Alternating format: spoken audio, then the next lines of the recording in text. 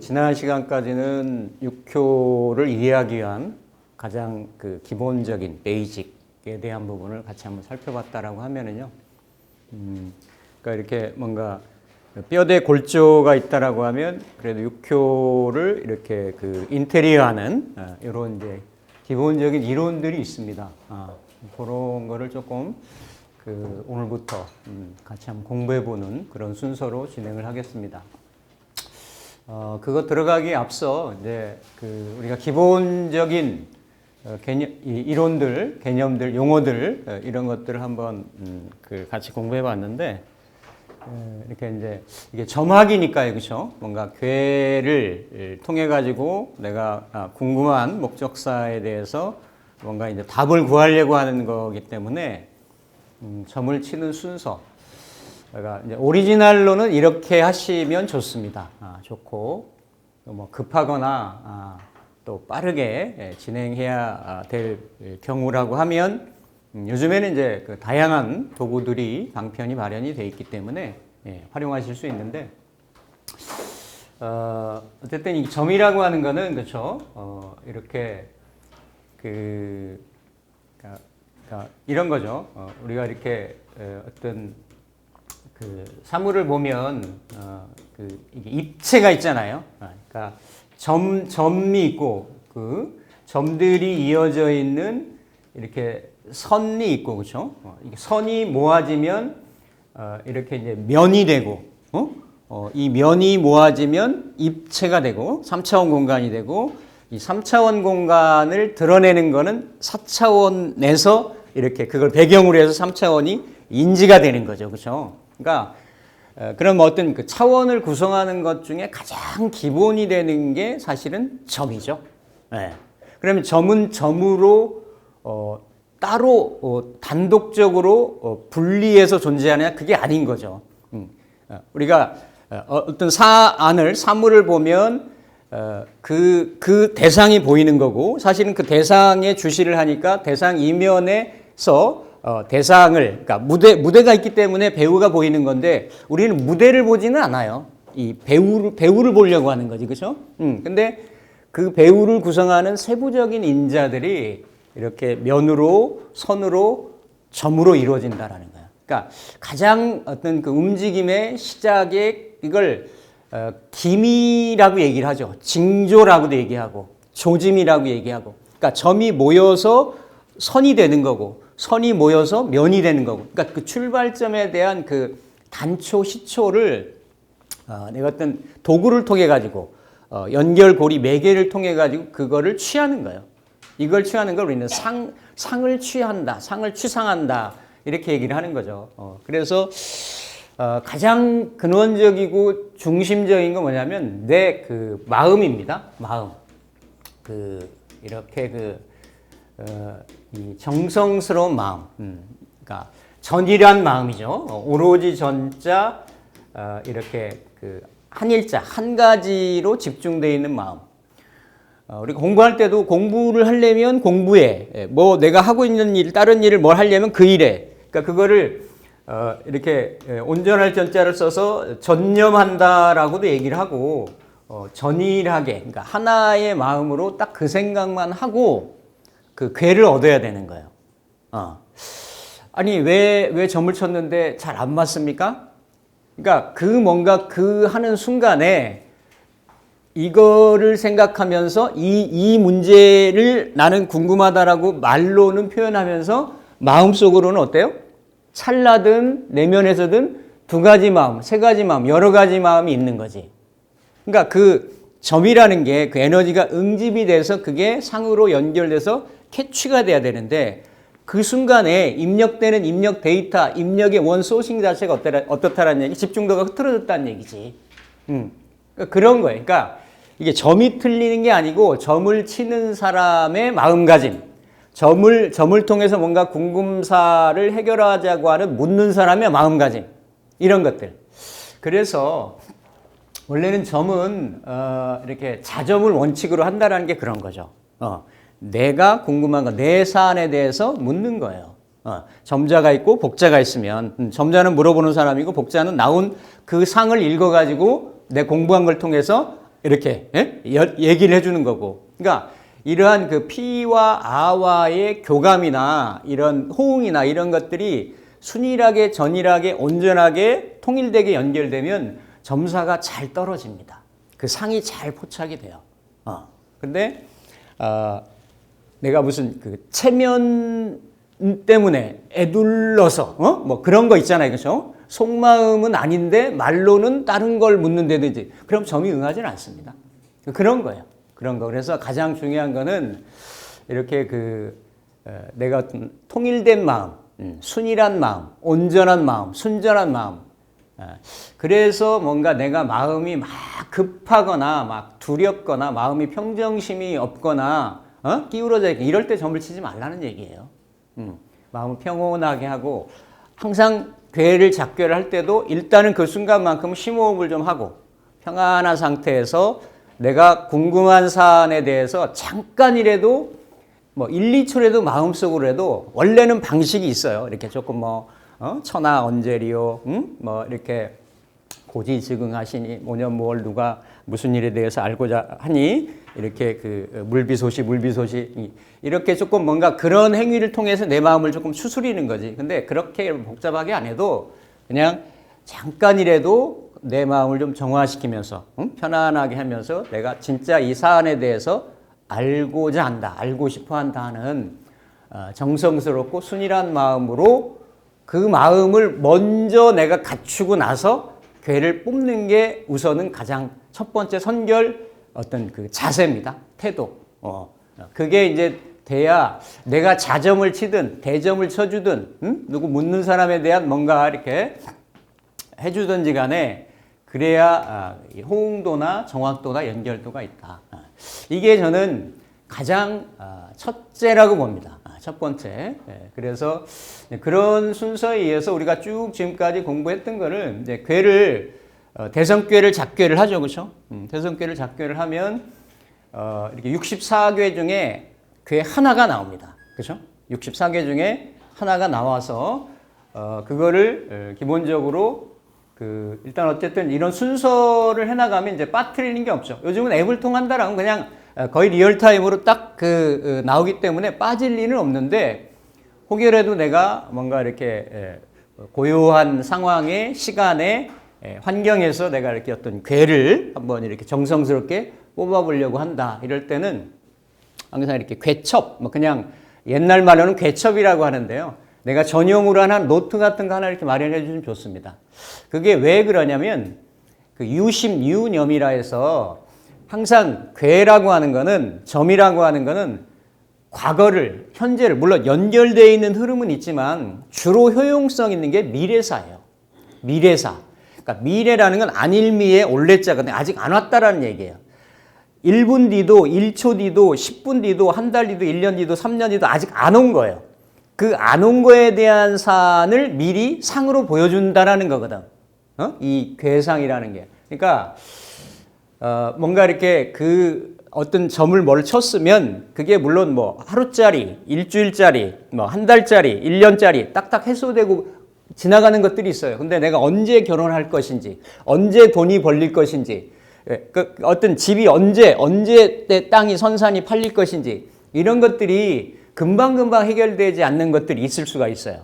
그런 거는 내가 이렇게 기록을 해놓고 아니면 저장을 해놓고 이런 다음에 나중에라도 이렇게 한번 살펴보시는 게 좋습니다.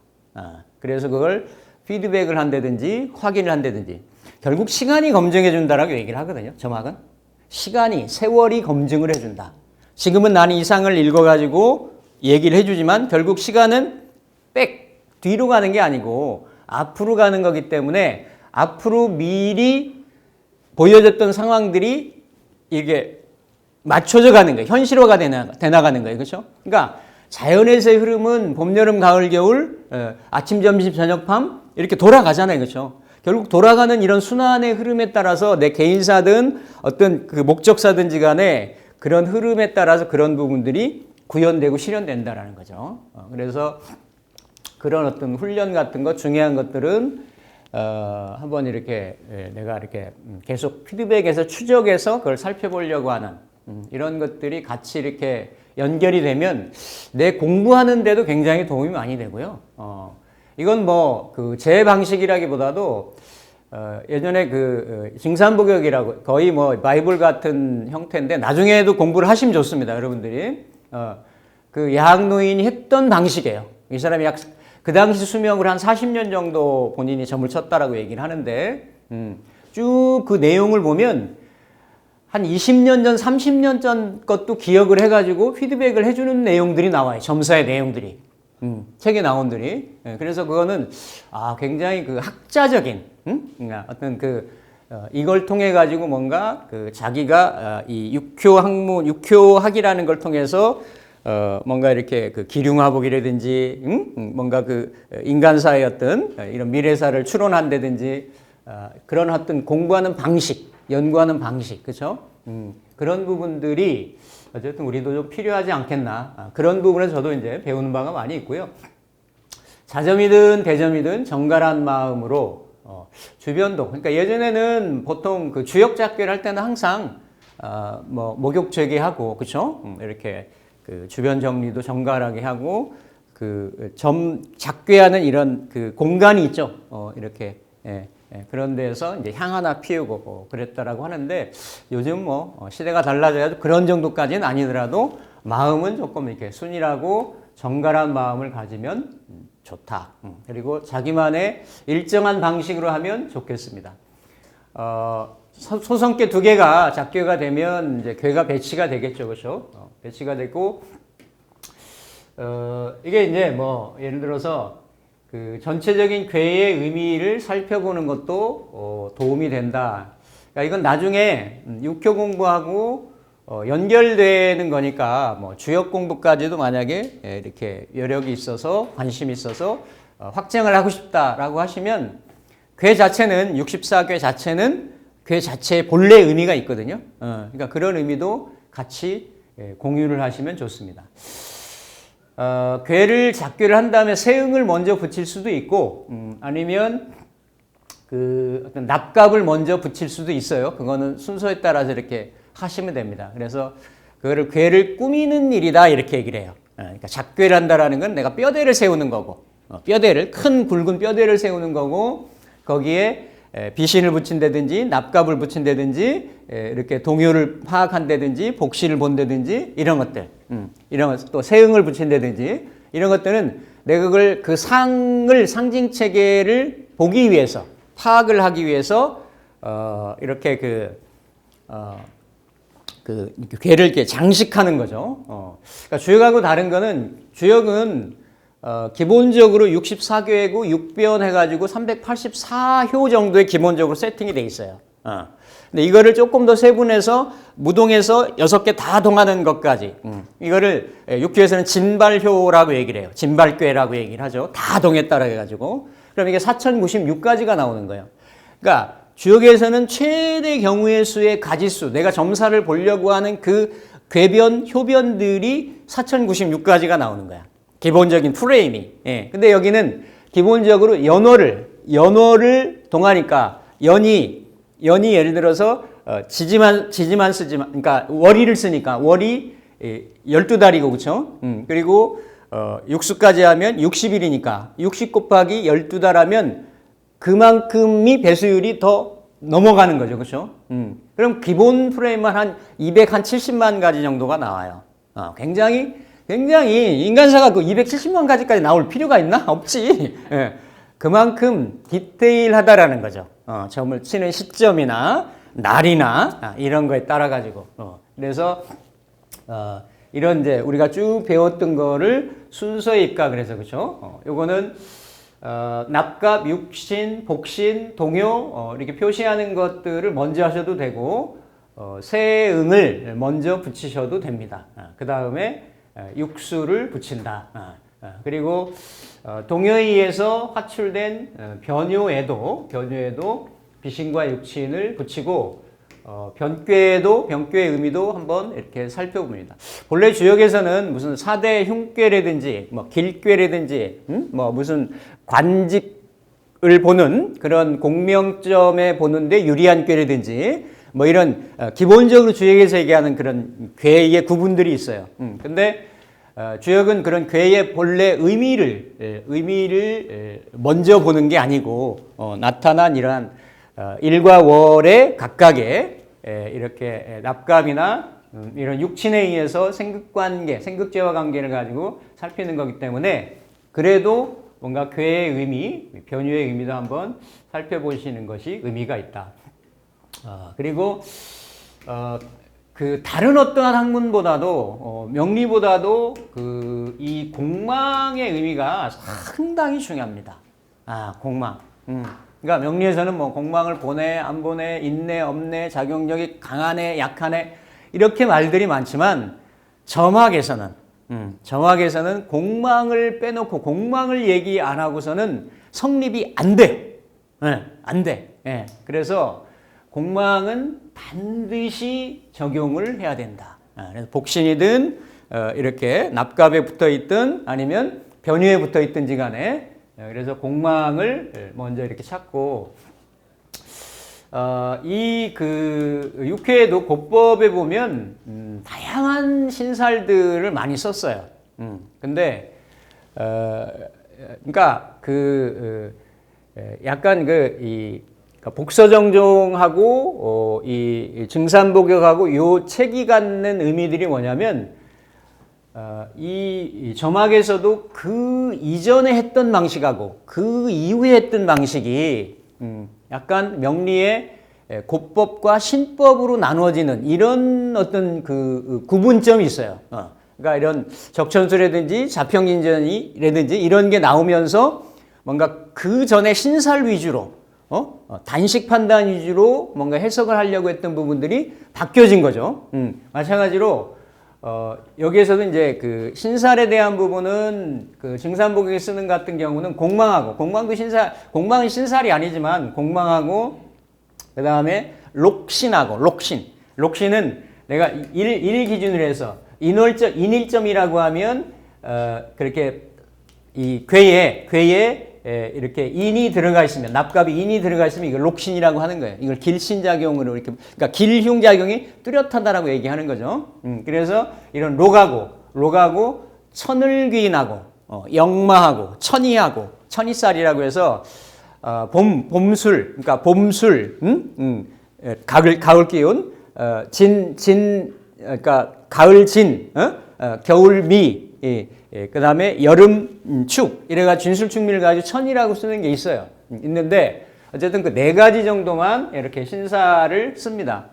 영마는 나중에 뭐 할 때 말씀드리겠지만 일 기준으로 신사를 붙이는 거예요. 일지 기준으로 일지 다 삼합운동을 하니까 신자진 그렇죠? 이렇게 사유축 뭐 이렇게 해가지고 하니까 오늘 예를 들어서 오늘이 갑자이래요?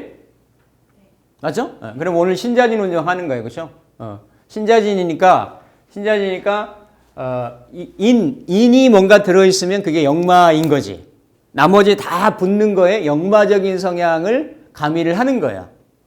인일점이면 이게 록신이 되는 거고 이런 정도만 조금 보신다. 그래서 중요한 신사를 비신 옆에 표시를 하고 암동효가 있는지 살펴본다. 암동효라고 하는 거는 암암리에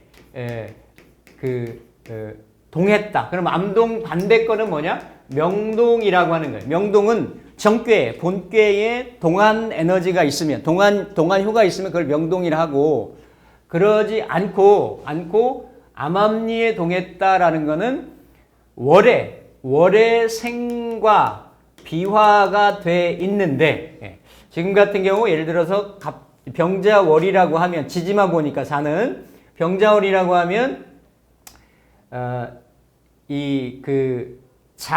자이거나 아니면 목이거나 이 효에 붙는 납갑이 목효이거나 수효일 때는 자의 동일한 기운이고 수생 목을 받으니까 어때요? 기운이 강하겠죠, 그렇죠? 강하겠죠. 그럴 때 일지에 내가 점을 치려고 하는 일지에 충을 받는 거. 충을 받는 거를 암동을 했다 이렇게 얘기를 해요. 암동을. 그럼 그 암동이 동요하고 같은 느낌?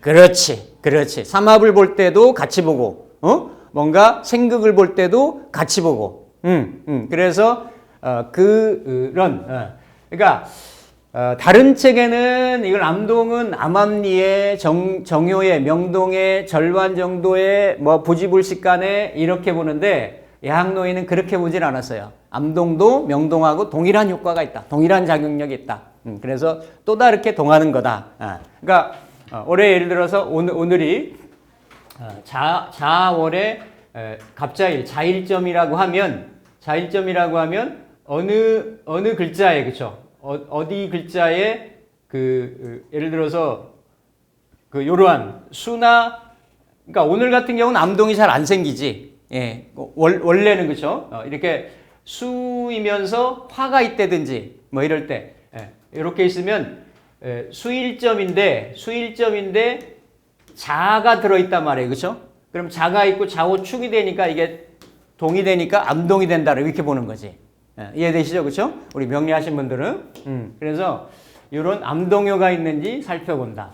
육충괴, 육합괴가 있는 거를 살펴본다. 그러니까 보통은 충은 흩어지는 거고 합은 합해지는 거예요. 대부분의 우리의 목적사나 주변사나 인간사에서 벌어지는 거는 합해져야 좋은 거지. 계약사도 합해져야 좋은 거고 결혼도 합해져야 좋은 거고 부부관계도 합해져야 좋은 거고 그렇죠? 뭔가 취직점도 합해져야 좋은 거고 근데 충이 들어오면 깨지고 끊어지고 단절되고 분리되고 이별되고 하니까 파토나고 하니까 안 좋겠죠. 그렇죠? 그래서 충깨가 있고 육합깨가 있는지 한번 보는 거예요. 충깨는 모든 숙깨는 8개는 다 충깨다. 머리깨, 대장깨는 거기에 천례무망하고 뇌천 대장깨 그래서 10개가 육충깨가 되고 육합깨는 천지비깨, 비천택깨 그러니까 천지비, 비태, 절곤, 여비, 예복 이건 뭐 나중에 할 때 말씀드릴게요. 그래서 8개가 있는데 이게 육합깨가 되는지 안 되는지 이것도 한번 살펴서 큰 걸 보는 거예요. 그럼 육충이 있어서 육충깨는 무조건 안 좋고 육합깨는 무조건 좋고 이러냐 이건 아니지. 육충깨가 왔어요. 뭐 예를 들어서 송사 문제가 이렇게 해결돼야 된다. 아니면 난 이혼을 하고 싶은데 육합깨가 나오면 어떻게 해요? 육충깨가 나와야 되는 거지. 그치? 그러니까 이게 사안에 따라서 보여지는 게 다른 거예요. 그러니까 큰 그 괴상이 내포하고 있는 거에 큰 상을 파악하는 게 육충육합 같은 거예요. 이게 이제 10개, 8개 되니까 64개니까, 그죠? 88은 64니까 8분의 1 정도 된단 말이에요. 8분의 1이나 9분의 1 정도 이렇게 되니까 꽤 비율을 차지할 수 있는 그게 되는 거죠. 또 이게 이제 그냥만 있는 게 아니고 변할 수도 있어요. 육충이 육합으로, 육합이 육충으로. 이걸 합쳐 봉충, 충중 봉합. 이렇게 얘기를 하죠. 그래서 합쳐 봉충을 조금 불리하게 보는 거예요. 처음에 걔가 합한 상태로 시작을 했는데 이게 뭔가 충이 생겨가지고 나중 결론은 충이 됐어. 그러면 처음은 시작을 동업을 장사를 뭔가 이렇게 합자를 해서 같이 시작을 했는데 그게 오래 못 간다는 얘기지. 이런 거. 이런 거를 이제 괴상의 효상의 변화에서 같이 한번 살펴보는 거예요. 그리고 정확한 용신. 어쨌든 용신을 정확하게 찾는 거예요. 자기 점에서는 세효가 100% 내 세효, 지세한 효가 용신이 됩니다. 내 점에서는. 근데 어떤 용신효에 대한 목적사에 대한 부분이 이렇게 자부재관형 해가지고 구분이 분류가 되면 그게 용신이 되는 거예요.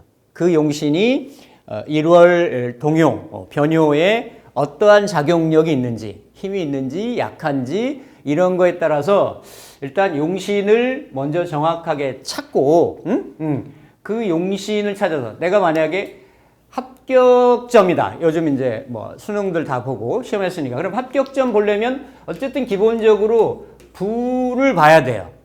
이게 관인상생이니까 관도 같이 봐줘야 된단 말이에요. 그럼 부를 용신으로 한다라고 하면